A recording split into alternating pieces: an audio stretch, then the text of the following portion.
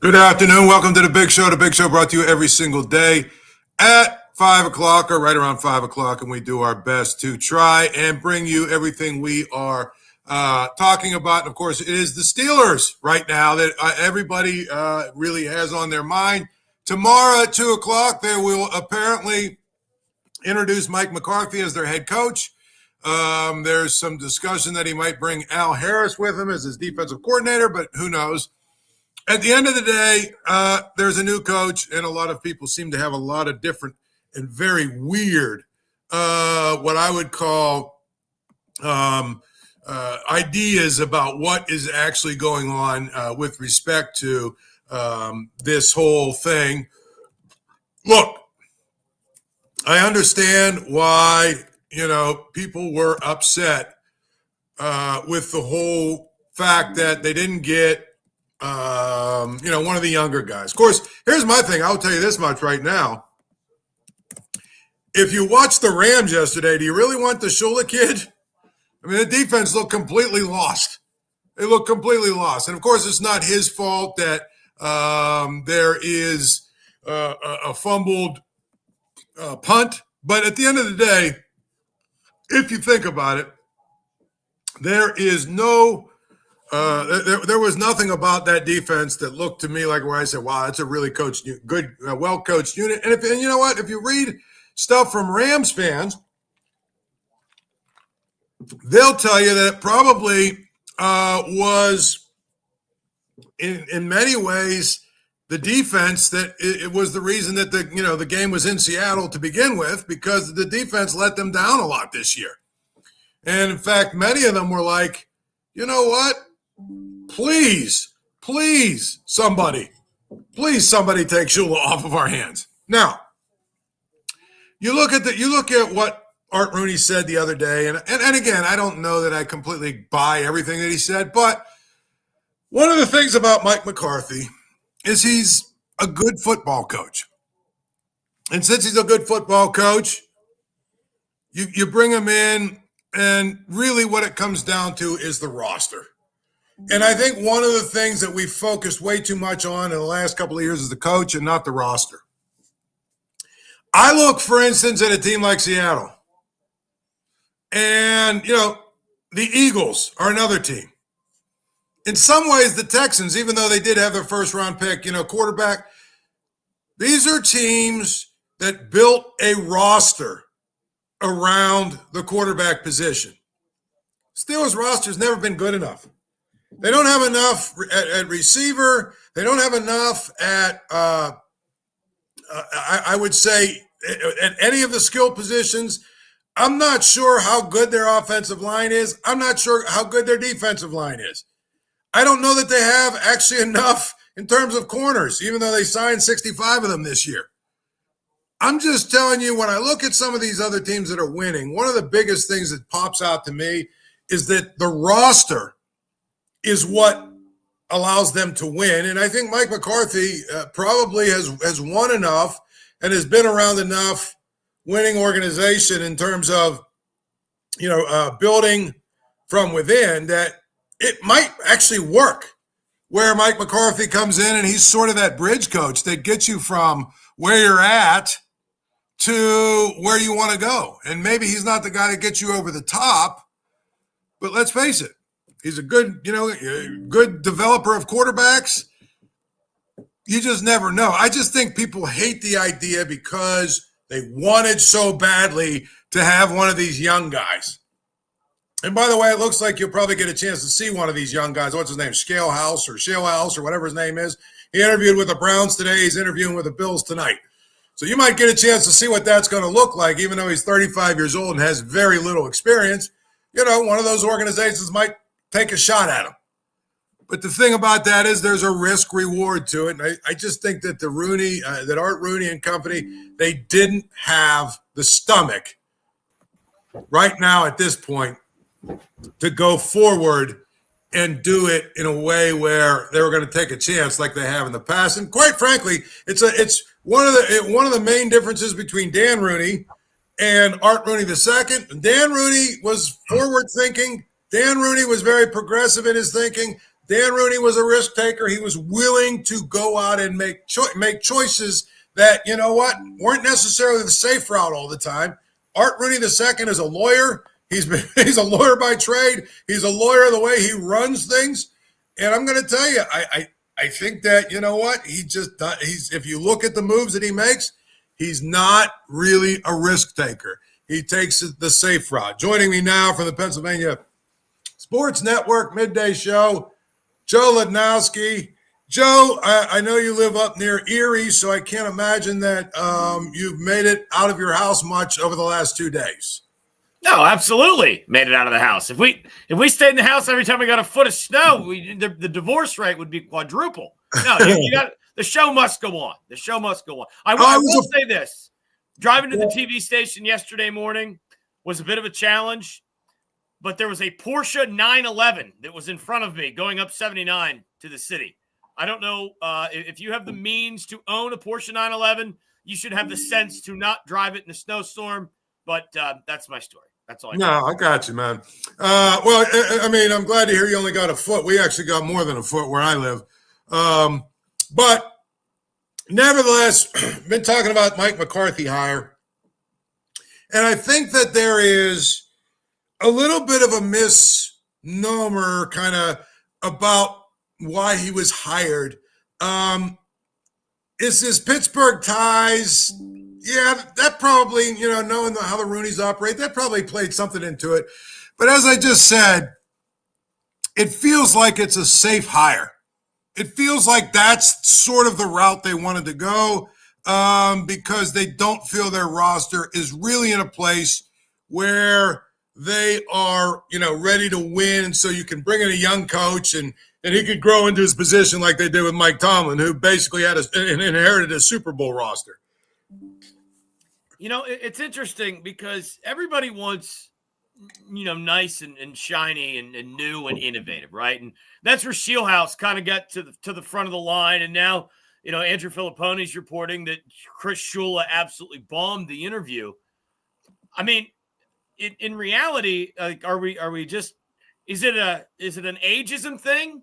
Because as safe as McCarthy seems to be, he's the opposite of what Mike Tomlin was from the standpoint of what his DNA is as a coach. And some of the video game numbers that Dak put up and Aaron Rodgers, I mean, he's an offensive guy. Isn't that what people wanted? And the result, I guess, is all that really truly matters. And, this is like grading the draft the day after, right? Like, it's just an impossible task. I mean, I guess the question would be, who's your quarterback? They've got, 5 picks in the first 99 of the draft. They could get better immediately. But, the question to me is, who is calling the shots? And this is what I want to know, and this is what we'll find out. Was that roster construction, the $167 million defense, was that Omar Khan's doing? Was that Mike Tomlin's doing? Whose doing was that? Who decided that DK Metcalf and a bunch of guys that nobody else ever heard of is sufficient for the wide receiving core? So as much of a question as Mike McCarthy is, I really want to know who will be making the roster decisions, because as we all know, we have long gone of the X's and the O's days. The roster is all about cap management, drafting well, and finding guys, the diamonds in the rough, which the Steelers used to be pretty good at, seemingly not very good at anymore. Well, I mean, I think that's one of the things that I would tell you. The Steelers have always traditionally set their organization up so that their coach basically has a lot of influence on the personnel. That's sort of going back all the way to, even sort of before Chuck Noll. But when Dan Rooney took over, obviously Dan Rooney had a lot of influence on a lot of different areas in the team. But it's always been set up for the coach to have a big role in who gets hired and who doesn't get, who gets signed, who doesn't get signed in drafts.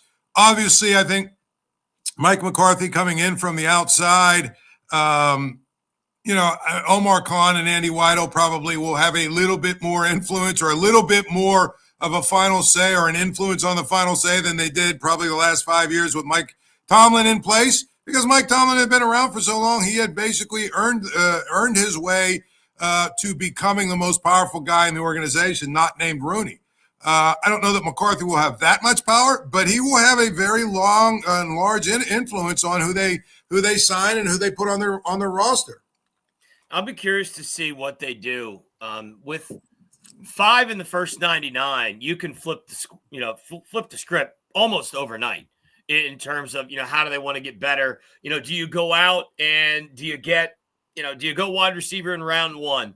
If Vega Ione from Penn State is there, do you go get a guard and solidify things? Obviously, if Andy Weidl has his way, they probably are going to go offensive line, defensive line, offensive line, defensive line, offensive line, because that's the way the Eagles draft. But again, who is making the call? What identity do they want? And then the next question is, who's the quarterback going to be? And whomever the quarterback is going to be, they need to get them more help in the skill group. Are you happy? Would you be happy with a quarterback room that just says, let's run it back? So you've got Aaron Rodgers, Will Howard, and Mason Rudolph.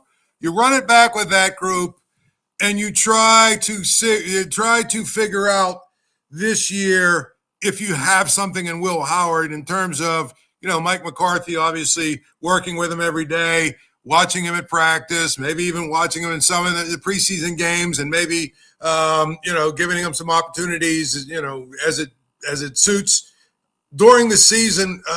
Would you be okay with that, or are you convinced, like most people, that Will Howard? Well, not most. Are you convinced, like most sane people, that Will Howard is a 5th or 6th round pick and probably has a really, really low ceiling as to what he can actually do as an NFL quarterback?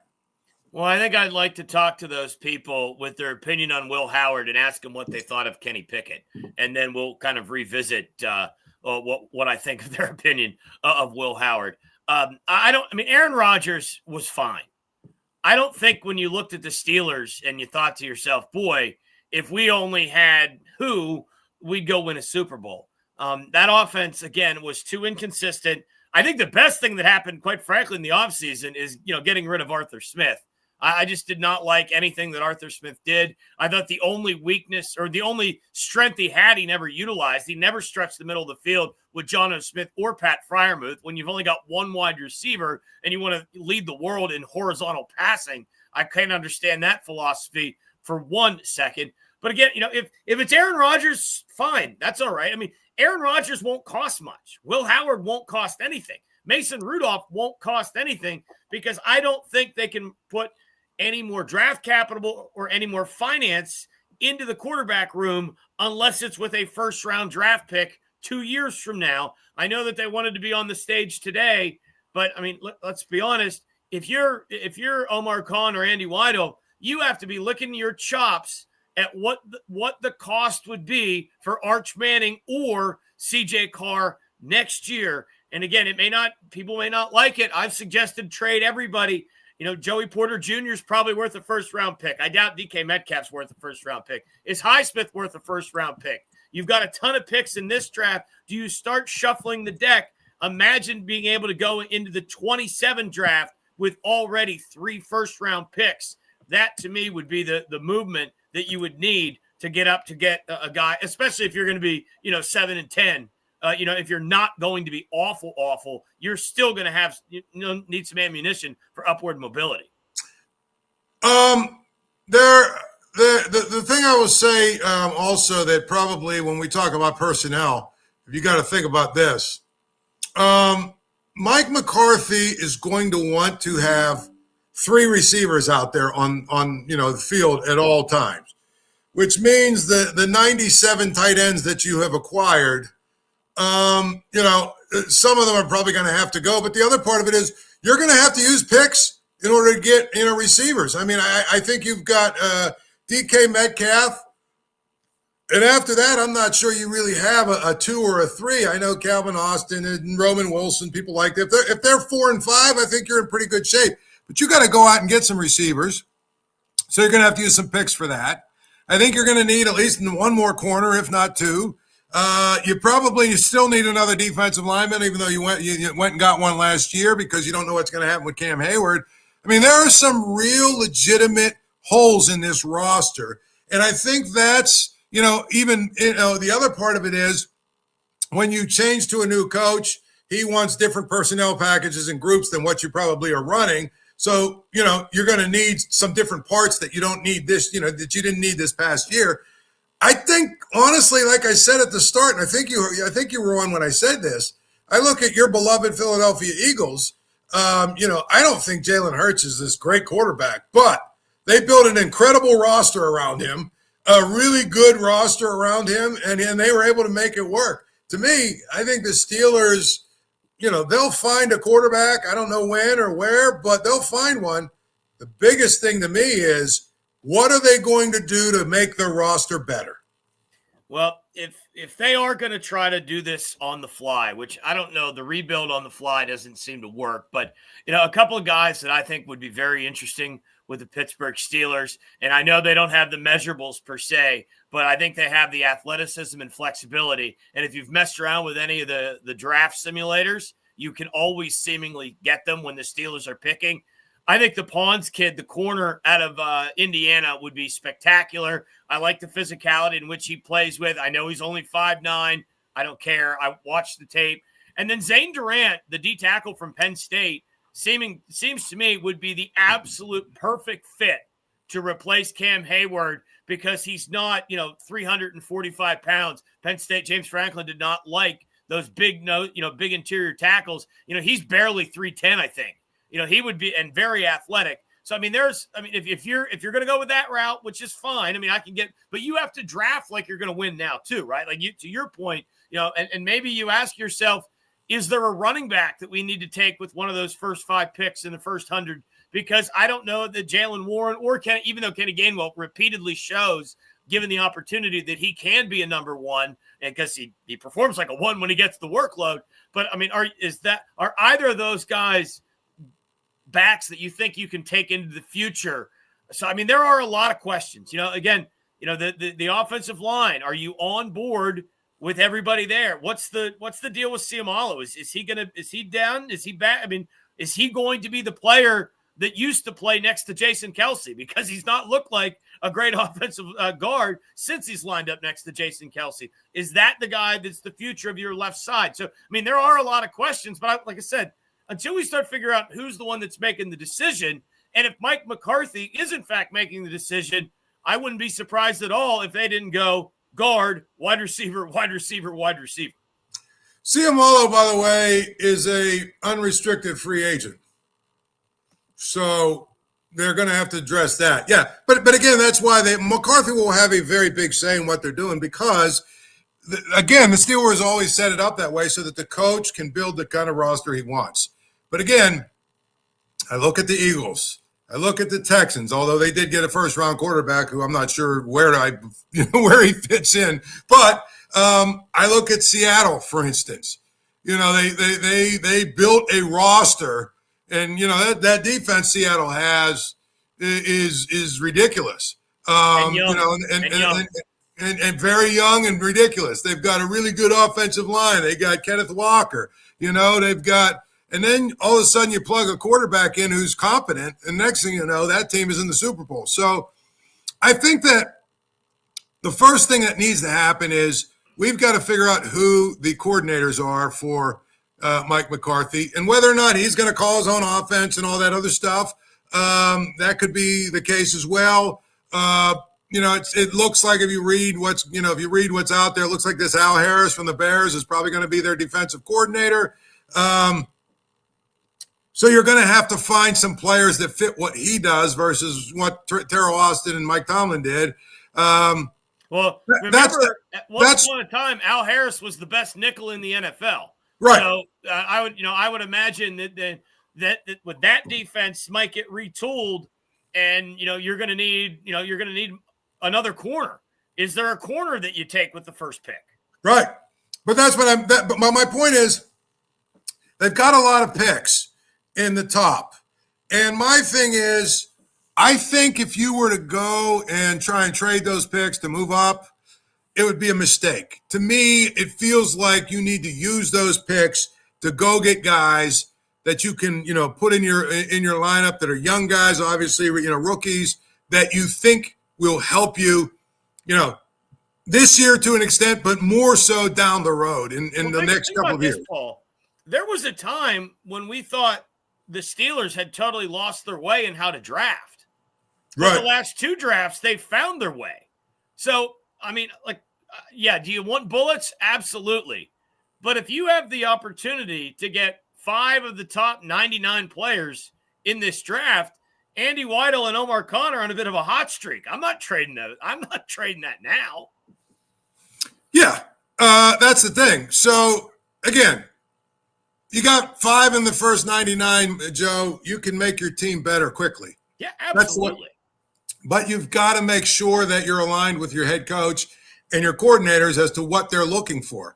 Mike Tomlin liked a certain, group, of people, of players, a certain profile players, a certain, level of athleticism and speed and all that stuff. Wasn't necessarily as crazy about their tape as he was their measurables. I think, honestly, that's one of the things that might be different with Mike McCarthy is he might say, yeah, this guy is long and rangy and athletic, but he can't play a lick. So I think when we diagnose this whole thing, I believe you really want Mike McCarthy to have a large say in personnel because he's the one putting together the schemes. Yeah, and I think I didn't even really think about that defensively. They'd almost have to stay a 3-4 just based on who's under contract. But again, you start to look at if Al Harris wants to play a lot of nickel and maybe switch the front.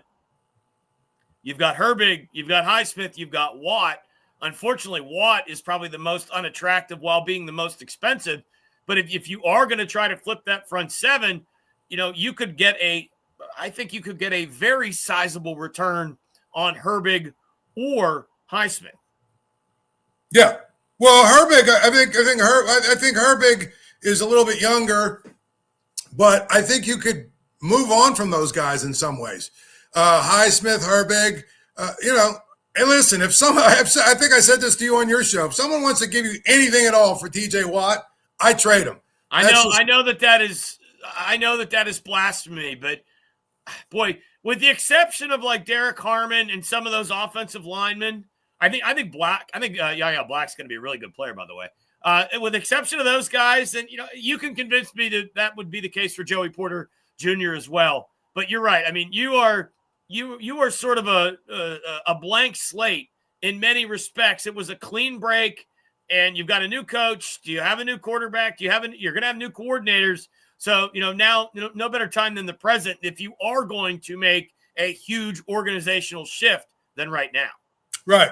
And I think that's part of the reason, Joe, that people are really angry is because they felt like hiring Mike McCarthy was more of the same, right? It's more of the same, but it's different because, everybody expected the Steelers to do what? Young in defense, and they went old in offense. I mean, I understand it's not exciting, but are you really excited about the coach? Like, what if Mike McCarthy goes to the podium, the middle of next week and like, hey, we're bringing in Peyton Manning to be the offensive coordinator. Are you going to get excited about that? I'm intrigued at that notion. I'm intrigued that Phillip Rivers, wants to be a coach. You've got a very successful guy that was in meeting rooms for, years and years and years and in a huddle and could spin it a bit.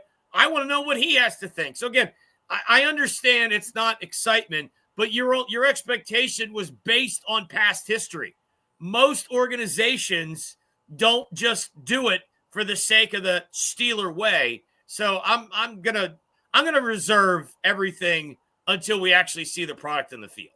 Right. That's the thing.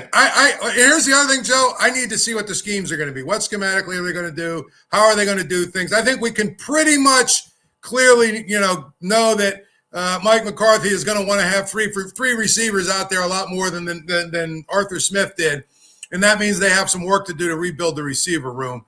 But it's going to be very interesting, in my mind, very, very interesting to see if Al Harris is indeed their defensive coordinator, what it looks like. Because if you think about it, for 19 years, they basically run the same defense. Yeah. I mean, obviously when Dick LeBeau was around, he probably had a little bit more say because he was, basically Tomlin's mentor in many ways, But for the most part, Tomlin slowly but surely put his fingerprints all over the defense. So they've been running the same defense for 19 years. It will be very interesting to see how that changes. And I just want to remind everyone, I know, you're all 2 decades older, but what was the level of enthusiasm when Mike Tomlin got hired?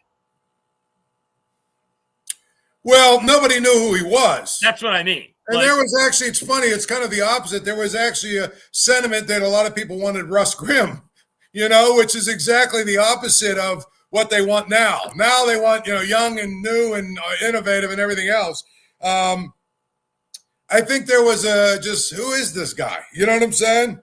Yeah, I mean, again, if you were to do just a blind resume, and everybody's numbers are on the table, of the possible candidates, only one of them's won a Super Bowl.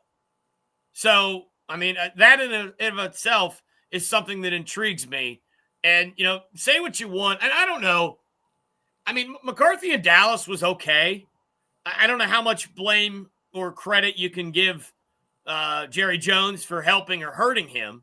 But, I mean, they weren't awful. I mean, he won 12 games a couple of times. I mean, if you want to compare the recency, I mean, Mike McCarthy's last 3 or 4 years in the NFL were probably better than Mike Tomlin's. Well, here's the thing I would say about that. Mike McCarthy was fired partway through the 2024 season, correct? I think so, yeah. Okay. And therefore he was fired, about 2017-ish from the Packers? Somewhere around there? Does that sound about right? I think that's about right, yeah. Okay. So if you think about it, from 2016 to now, Mike McCarthy was fired twice and was out of football for 1.5 seasons in that time. And I think he's got 2 or 3 more playoff wins than Mike Tomlin. So your point stands in my mind. Yeah, I mean, again, if you didn't have the expectation of the Steeler way and it'd be different and we're going to go get this young hotshot up-and-comer, I think by and large, if you told somebody, I don't care what year you won the Super Bowl, the list is very short of people that have won the Super Bowl. If you're telling me that Mike Tomlin has left the organization and we are, coming to terms with a coach that has won a Super Bowl. Yeah. People are complaining about that? Well, here's the thing about that. He won a Super Bowl more recently than the coach that everybody's worried about. Oh, how are we going to replace him? Yeah. It just doesn't make a lot of sense to me. Joe, just a couple more minutes. Let's get your thoughts on the AFC and NFC championship game. I said yesterday, watching those 2 games back to back, it was like watching a Little League or the JV and then watching the varsity. Convinced me that I'm wrong, that this Seattle New England Super Bowl is going to look a lot like the Bears Patriots Super Bowl from the mid-'80s. I think that New England's a little bit better than people are giving them credit for. And, obviously the Drake May comparisons to Tom Brady, we'll see. But, young, explosive, Drake May's it, man. Like Drake May is exactly who everybody wants as the quarterback. He delivers the football on time. He has a hard time hanging on to it, though, in bad weather that we saw against the Texans. Thankfully, C.J. Stroud was worse from his perspective. But, they just seem to be an organization that makes plays. And, when they do a reboot, they get it right. I mean, who would have thought? I mean, you talk about the Steelers. Back to the Steelers for a second. You talk about an organization that fired Bill Belichick. And within 3 years, are back to the Super Bowl. My favorite part about that is they fired Bill Belichick, hired the wrong guy, and were willing to make a quick correction. They knew he was the wrong guy. And you look at what the Eagles did with Doug Peterson, fired him, won again. Like, just because it's the way you've always done it doesn't make it the right way. I mean, let's give McCarthy a chance to breathe. The man has won a Super Bowl. Well, and the other, I'll use your team, Joe. You know, they move on from Andy Reid, who had been to 6 NFC title games and got to a Super Bowl. They hire Doug Peterson. He wins the Super Bowl. A year and a half later, they fire him. They bring in Sirianni, and all he's done is get to a Super Bowl and win another one. Yeah. Like the idea that if he doesn't get to another Super Bowl, he may be fired next offseason. Yeah, but the idea that you have to stay with the same guy for continuity's sake for years and years and years and years and years to have success, I just think that whole thing has gotten blown out of the water in recent years from what we've seen from these teams. Yes, and if we learned anything yesterday, Paul, take the points when they're presented to you. Absolutely. Stop with the passing up field goal thing. And Joe, analytics. Video killed the radio star. Analytics killed football. Yes. Joe, thank you so much, buddy. Be good, Paulie. Joe Ludnowski, Pennsylvania Sports Network, midday show. You can catch him. Where can we catch you online if we don't live in your area? WKQWradio.com is the audio stream, and hopefully within the next 2 weeks we'll have a video stream. So we're working on that as well. All right, thanks, Joe. Thanks, Paul. That is Joe Ludnowski, good guy, good friend, good broadcaster. He's broadcast statewide. He does a little bit of everything. He does, the Eagles, State, Penn State, Pitt, whatever. Speaking of which, I got to get this off my chest before we go. The Pirates couldn't have screwed this thing up with Andrew McCutchen worse. I hate to say it like that, but it's true. Andrew McCutchen deserved better from the Pirates. Do they have to sign him? No. Do they have to keep playing him? No. But you look at how the Steelers moved on from Hines Ward, from Troy, from Ben Roethlisberger, and you ask yourself this. Why did the Pirates screw up even the easiest things they could have done? Little context. This weekend they had Pirates Fest. Andrew McCutchen wasn't there because he wasn't invited. First of all, you should have invited him. He would have had, photo ops, chance to sign autographs, and everything else. It could have been his farewell tour. It could have been over. They didn't do it. And then, of course, someone asked, one of the fans, because there's a Q&A with Ben Cherington, they asked, where's Andrew McCutchen? And instead of just saying, well, we're in discussions with Andrew. He's a great member of this organization. The Pirates owe him a lot. He's an all-time great, blah, blah, blah, blah, blah. We're going to just keep working on him and see if we can't come to, some sort of an agreement for this season to see where it goes. But, we're not there yet. That's it. Instead, he goes into this long-winded, nonsensical thing and basically says, well, we've got to put the best players on our roster and, our 40-man roster, and Andrew probably isn't one of them. You just don't treat a guy like that. Ben Roethlisberger wanted to keep playing. And the Rooneys and the Steelers and, I guess it was still Kevin Colbert at the time, sat him down, said basically, if you're going to keep playing, you're going to have to play somewhere else. We'd love you, for you to be a one-helmet guy, but it's time for us as an organization to move on from you. Ben wasn't happy about it, but you saw how it ended. He had a big tribute, his last home game, and, all that other stuff. There was a lot of feel-good stuff, and, the next summer or 2 summers later or whatever, he started doing his little podcast thing, and, he had Mike Tomlin on, and he had a bunch of guys on, and, it is what it is. There's a way that you treat legends. And what the Pirates did this weekend, well, it really just doesn't add up. We'll do it again tomorrow at 5 o'clock. Stay warm. Thank you for checking out this content from Post-Gazette Sports. If you watch this video on YouTube, please like the video and subscribe to our channel. For all of the sports coverage the Post-Gazette has to offer, visit post-gazette.com.